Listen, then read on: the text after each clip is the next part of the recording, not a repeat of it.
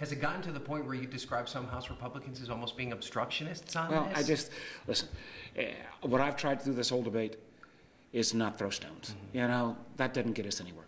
We're a few weeks, less than a few weeks away from a possible not only downgrade of our debt, but a default of the United States of America.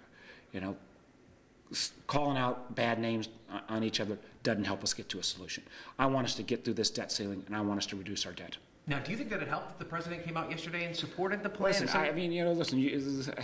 I know there are some folks that if the president came out and totally agreed to whatever plan is going to be immediately criticized.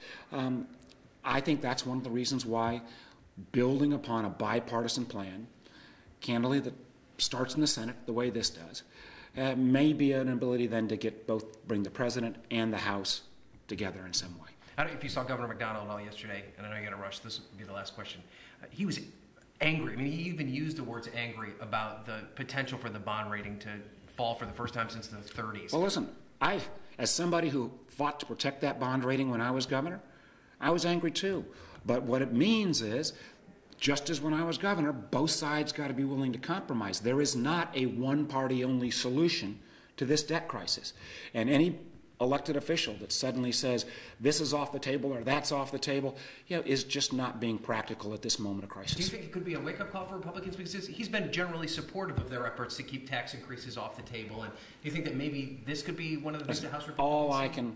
All I can hope for is that reasonable heads, regardless, that we stop being Democrats and Republicans for a minute and recognize this is our country's economic future at stake. The failure to act here will result in an immediate tax increase for every Virginia family through higher interest rates. That is a horrible proposition, and that we have at least the beginnings of a bipartisan, balanced approach, and an awful lot of folks have said, let's stop shooting at each other and try to get something fixed.